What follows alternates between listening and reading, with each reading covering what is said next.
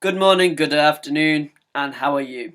My name is Tim Hughes, and I'm doing a vlog on genre today, so I hope you enjoy.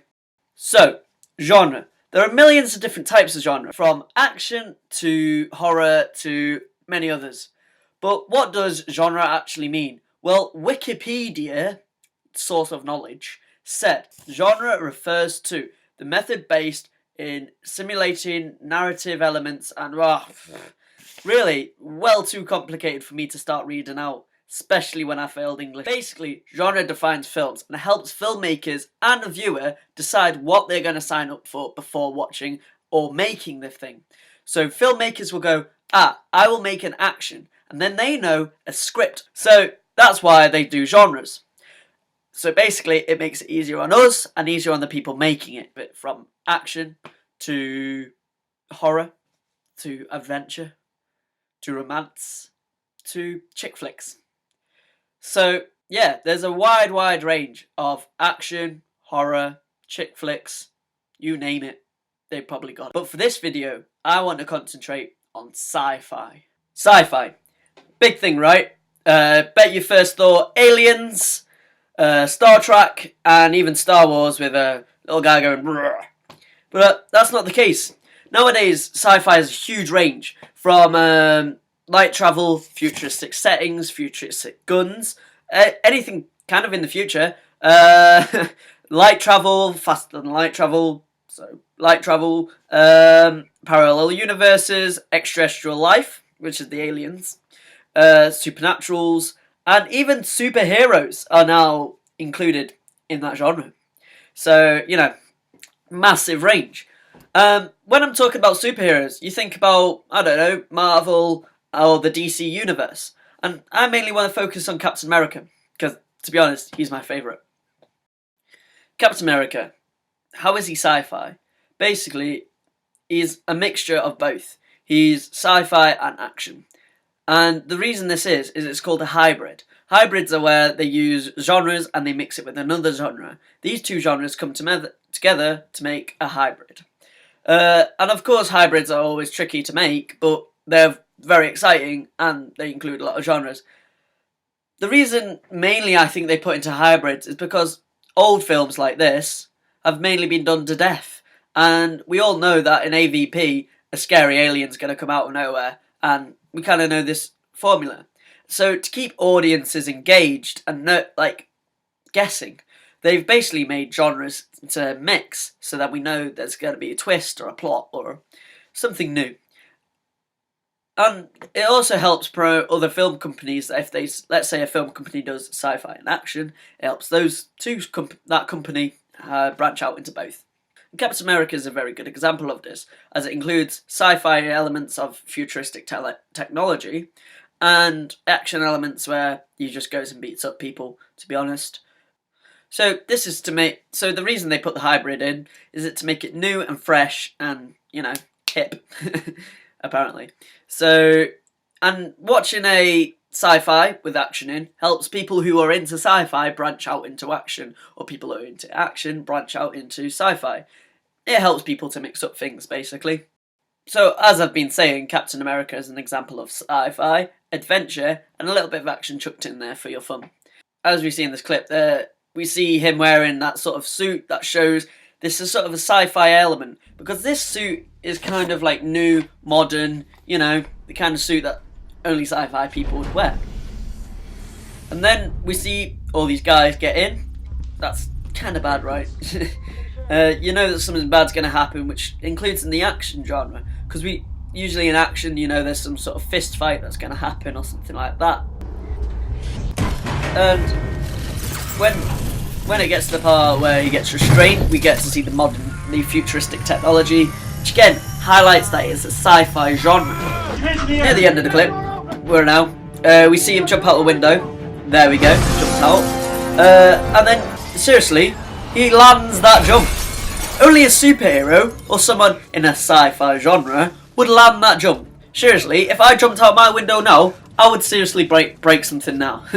So, Clearly, that shield is made out of futuristic technology, and making it a sci-fi genre, it helps create surrealism. Surrealism basically helps people to escape this world and into the film world, which is what people need, because life is a bit boring, or a bit hard, so we like to escape into films.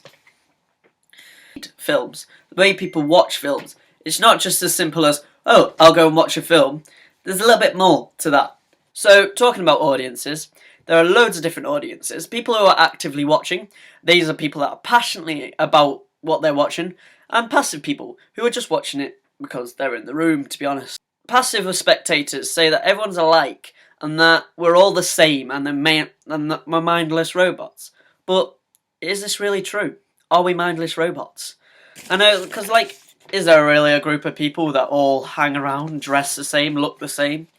And when in history has that ever happened? So yeah, I guess in history all people have dressed the same. That's why there've been groups, gangs, clans, you name it. There's probably been a clan or gang done about it. How does this relate to film? Well, there are something called fans. And when a group of fans get all together, they make a fandom. Fandom. So, yeah. Fandoms are basically where a group of people that are all passionate about one film or a certain group of films, and they come together to celebrate the fact that they're all passionate about a film. Now, there are many different types of fandoms. For example, my list right here says there's the blue people, the polka dogs, the potters, the superheroes, and much, much more. For examples, some fans can be epic, like this guy. Literally, this shows that some fans can really run with the idea.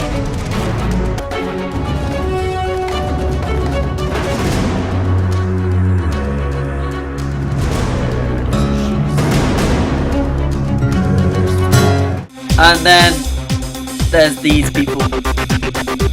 At least they tried. And then there's the other people who you really think they got into mum's makeup again. But I'm not here to judge. Again, it's up to the viewers to decide how they look. So, back to the clever guys. Stuart Hall, the clever guy. I want to try and say something about how I understand representation working and why it's a more difficult and more complex subject than it appears to begin with. He came up with media theory, that the role of interaction and mass media text. This shows that there's 3 different ways of dominant reading. Dominant reading is where they completely accept a text. Negotiated reading is where they only half accept it, half oppose it. And oppositional is where they are completely against the text. Now, when a lot of people, or a country, completely oppose a text, it gets banned. Like, for example, Texas Chainsaw Massacre, or other films known as, like, The Dictator. Not because it was scary, more because it was, you know, its content was quite sensitive to a race. For example, this content. Osama. Porsche. أيوة. A 911. Oh, 911, it's the best. A Statue of Liberty. أيوة. أنا دالي ماشو شبه ماشو زير. أيوة. تستعجل. زي ما ماشو زير. شوف عليك. أيوة. وناسة بحماش أدخل. خيمة هير. 5, 4, 3, 2, 1. This created a moral panic, which led to the film being banned or threatened to be, like, unaired. For example, in the latest film, The Interview, they threatened if they showed it, Kim Jong-un would bomb America. Never really happened, but it was still a good threat. Moving on, swiftly, I think we should talk about intertextuality. But how does this actually apply to films? Basically, one such movie, like epic movie, is a very good example of this. Hangover Games. As you can see here, it highlights action, comedy, sci-fi genre. This clip shows the moment when they first woke up, kind of like in The Hangover, hence the name The Hangover Games. Even including Ted, Pirates of the Caribbean, Charlie and the Chocolate Factory, Django, Unchained, The Real Housewives. As you can see with all the districts, this mashup is quite funny and hilarious, And there is many different films that all mash up different films and take the mick, otherwise known as parodying. So yeah, that's why it's called intertextuality, mixing up. So, we've all watched films, but how do we actually get to watch them? How do we find out about them? Now, we used to just watch adverts, and we'd be sitting at home, and then an advert would come up, and we'd watch it. And of course, it would be really good and have a lot of fun. But nowadays, I think it's all changed. We get our adverts and other things from different places. For example, we get it from the web, from social media, and even before we watch a film at the cinema, there's a whole reel of trailers that come up. So there's loads of different ways we actually get advertised. And also public buses when they go past. I know I get the bus most mornings, but nowadays it's not just going to a movie to watch movies. Like the cinema, yeah, it's a great thing to go, but for 10 quid per ticket, most people like me or students don't really have £10 to spend, and adults don't have the time to go. So with the web, obviously it's made it easier. Now there's many different ways we can now watch films, from on my laptop to on my iPad to many other ways. So, and the main reason I use is Sky and Amazon Prime, even Netflix are there. Netflix is a subscription-based monthly service where you get 1,000 to 1,500 films per month that you can watch. So obviously, going to the movies is a different thing. Now, cinemas are now known for a place to go to dates and stuff like that, because it's a place where you know that you're treating someone out. Things like Netflix, Amazon Prime, and even Sky are starting to dominate. But on a serious tone, we're looking at the dark side of the web. You can also get illegal sites like Foot Locker and many other sites that you can illegally download or watch movies. Now there's millions of different sites, so it's quite hard for the police and other people to track you personally. And this is all known by pirating. So of course, now with the new dark side of the web, will we ever pay for movies again? So clearly, movies and genre is changing. We're no longer amused by a black and white mouse whistling along on a tugboat. So now there needs to be a mixture and a difference as technology grows. And films aren't just a way to entertain people. Now they're a next bigger step. They're a way for information, a way that people just entertain and to escape. And with the new ways of fandom, there's obviously a big, deep core of moviegoers. I'm worried, because if a fandom gets big enough, you know, things might happen.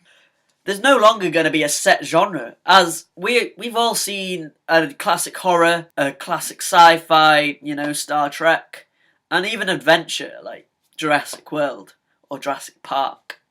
So genre has to change as films change, and I reckon we're on the eve of a massive different change. Thank you for listening. I'm Tim Hughes.